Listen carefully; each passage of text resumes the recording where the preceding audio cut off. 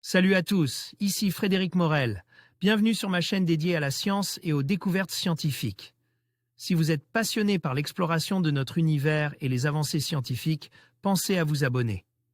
Aujourd'hui, on plonge dans un sujet fascinant qui repousse les limites de notre compréhension. Allons-y. Bonjour à tous. Dans cette vidéo, je vais vous plonger dans l'univers fascinant de François Ier, un roi emblématique de la Renaissance française. Nous allons explorer ensemble son règne et nous poser la question, était-il vraiment le premier monarque absolu de France? À travers des anecdotes, des faits historiques et des analyses, je vous invite à découvrir comment François Ier marque son époque et a façonné le pouvoir royal. Restez avec moi pour un voyage captivant au cœur de l'histoire. Lorsque François IER monte sur le trône de France au printemps 1515, il est encore considéré comme un seigneur féodal, mais il est le souverain au-dessus de tous les seigneurs du royaume. Il bénéficiait du long travail des juristes de l'entourage royal depuis le XIIIe siècle, qui ont réinterprété le droit romain pour mieux définir la notion de souveraineté et de monarchie. Depuis le règne de Saint-Louis, les légistes affirment que le roi est empereur en son royaume, ou que le roi est souverain par-dessus tous. Portrait du roi François IER par le Titien en 1539. Musée du Louvre, salle de la Joconde. Musée du Louvre, Wikimedia Commons. Domaine public au début du XVIe siècle, nombreuses sont les publications d'ouvrages juridiques qui tentent de définir les pouvoirs du souverain. La progression vers l'absolutisme. Le juriste Claude de Seyssel explique dans son œuvre La Grande Monarchie de France, parue en 1519, que la monarchie française est réglée par trois grands principes qui l'empêchent de dégénérer en tyrannie: la foi chrétienne, la justice et la police. Trois contre-pouvoirs en quelque sorte: l'Église, les parlements et l'administration du royaume, qui fonctionnent comme des freins à la puissance absolue du monarque. Guillaume Budet, grand juriste et fondateur du futur Collège de France, établit une définition de l'autorité royale absolue dans son Institution du prince, paru en 1547. Il souligne que le roi est le seul à pouvoir déterminer la nature de son gouvernement, qu'il n'est pas sujet aux lois du royaume. Il tient son autorité de Dieu et non des hommes. Grâce aux juristes, l'absolutisme royal prend forme, mais la notion de personne sacrée du roi existe déjà au moment du sacre, par son union avec Dieu. Portrait de Guillaume Budet par Jean Clouet, vers 1536. Metropolitan Museum of Art, New York, États-Unis. Metropolitan Museum of Art, Wikimedia Commons, domaine public, le gouvernement royal. Pour faire admettre son autorité de souverain sur l'ensemble du royaume, François IER est un roi législateur qui multiplie les actes, édits, ordonnances. Innove en matière d'institutions et lance de nombreuses réformes. Parmi les quelques 32 000 actes législatifs du monarque, l'ordonnance de Villers-Cotterêts de 1539 est demeurée la plus célèbre. Composée de 192 articles, elle exige la rédaction de tous les actes administratifs en langue française et généraliser la tenue des registres paroissiaux. Cette grande ordonnance concerne tous les domaines et veut unifier les procédures mises en place par le pouvoir royal. Le fonctionnement du gouvernement est basé sur l'existence d'un conseil étroit, réuni presque quotidiennement autour du roi, compose de membres de la haute noblesse et capables de s'adapter aux nombreux déplacements du souverain. Il traite avant tout des affaires militaires et diplomatiques, pendant qu'un conseil privé siège en permanence à Paris pour gérer les affaires dites ordinaires. C'est toujours le souverain qui décide en dernier ressort, après avoir consulté les représentants de la société politique.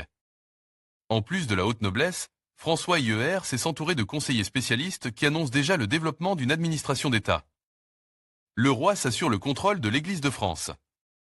L'accord conclu entre François IER et le pape Léon X, par le Concordat de Bologne de 1516, va devenir un instrument déterminant du renforcement de l'autorité royale. Le monarque obtient le droit de nomination de toutes les charges ecclésiastiques du royaume: archevêché, évêché, abbaye et prieur.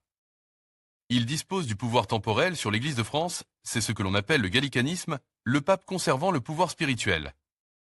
Le Concordat prévoit le prélèvement d'un impôt, les décimés, sur les revenus du clergé, qui reverse dans les caisses du trésor royal. De plus, le roi peut soumettre et fidéliser la noblesse en lui offrant des charges ecclésiastiques, prestigieuses et lucratives, contre services rendus, militaires ou politiques. Portrait de François IER en tenue de sacre, par Jean du Tillet vers 1545, dans Recueil des rois de France, Paris, BNF, département des manuscrits. Bibliothèque nationale de France, les réformes engagées par François Ier. L'importance des réformes financières engagées par le souverain s'explique par les dépenses croissantes de la monarchie, notamment en période de guerre.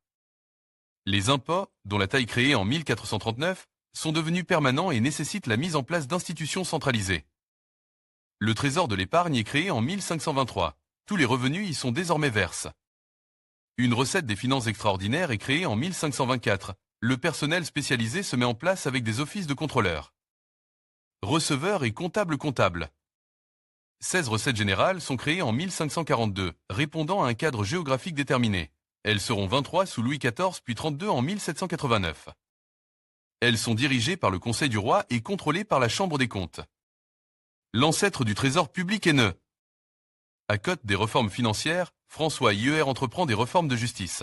En 1520 est créée la maréchaussée, ancêtre de la gendarmerie, représentant l'autorité royale sur l'ensemble du territoire, destinée à sécuriser les grands chemins du royaume et à juger les malfaiteurs. De nouveaux offices de justice sont créés, permettant d'accroître les capacités judiciaires des parlements, qui sont des organes de justice. Page 1 de l'ordonnance de Villers-Cotterêts de 1539. Ordonnance royaux sur le fait de justice et abréviation des procès partout.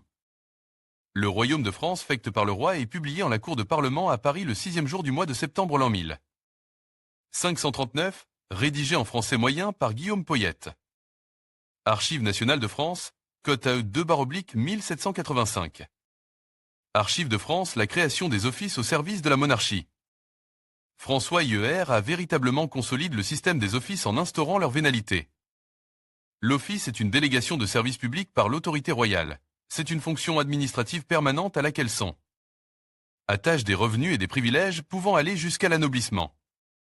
La multiplication et la vente d'offices en deux vagues, 1522 à 1523 et 1542 à 1547, permet au roi d'approvisionner les caisses de l'État, de renforcer le contrôle du territoire par la création d'institutions de justice, de police, de finances, d'assurer la promotion sociale des notables urbains et d'en faire des serviteurs du roi. Les offices peuvent être comparés à une fonction publique d'Ancien Régime pour le plus grand bien de la monarchie en marche vers l'absolutisme. Cependant, cet ensemble de transformations décisives sous François IER ne doit pas masquer les obstacles auxquels l'appareil d'État naissant et le souverain sont confrontés. Le territoire du royaume constitue un espace immense qui se parcourt très lentement. L'application des ordres et leur contrôle par les agents royaux est toujours en décalage avec la loi du roi.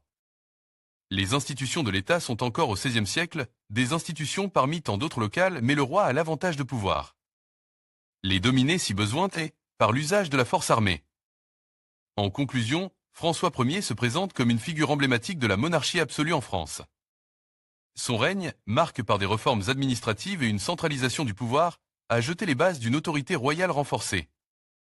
Bien qu'il ait dû composer avec des défis internes et externes, son ambition de faire de la France une grande puissance européenne témoigne de sa vision d'un monarque tout-puissant. Ainsi, François Ier incarne non seulement les aspirations d'une époque, mais aussi les débuts d'une monarchie qui cherchera à s'affirmer face aux turbulences du temps.